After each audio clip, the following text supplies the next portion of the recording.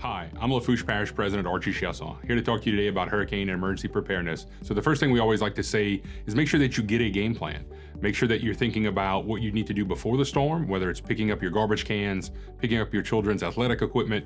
We don't want those things ending up in our drainage systems and causing some type of flooding issue during or right after a potential severe weather event. Whether it's a tropical storm, whether it's a hurricane, whether it's a tornado, or whether it's just one of the average rainfalls we get in the summer, we take all of those things into account while we're doing emergency preparedness. So think about those things. Make sure that you have all your necessary paperwork when it comes to insurance documents.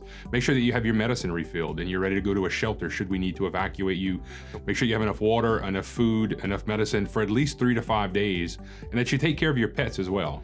During the event, we always want you to remember that the power probably will go out. So when you think about your generator starting up, make sure that you have your carbon monoxide detectors, batteries charged, that you've checked that before the event.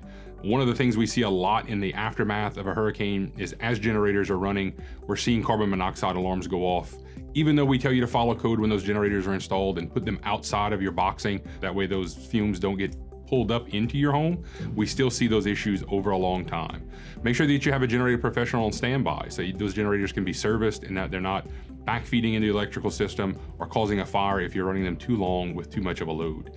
During the event, also, we want you to maintain safety in your home. Make sure that you're not traveling out in the event of a storm, even though the winds died down. You may just be in an eye wall or just directly after the aftermath of a storm. We're gonna have down the electrical lines. We're gonna have down trees.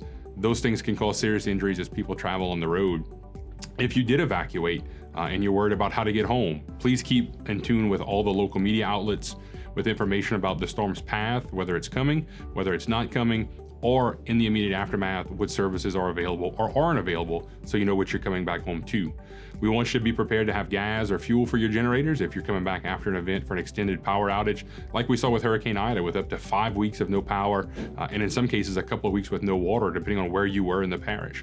So we want you to keep all of those things in mind when you're thinking about coming back. If you're a critical first responder or you work in a critical business that needs you back, such as a hospital or a nursing home, if you were able to leave and you need to come back, to have those placards so you can get back through the checkpoints. And then as we look toward the long-term solutions after a hurricane, whether we're talking about debris or whether we're talking about power restoration or things like that, please think about that. If you have a large tree in your yard, where are you going to stack all that debris? Are the contractors available to clean that up for you, or are you relying on somebody else to do that? We saw a lot of issues with debris after the storm, making sure that people are putting it on the right of way, not in drainage ditches to continue to clog up, because we know we're going to have rainstorms in the summertime after a tropical weather event or a hurricane or a tornado. So we want to make sure that stuff's in the right place so our trucks can easily grab them and get them out of here.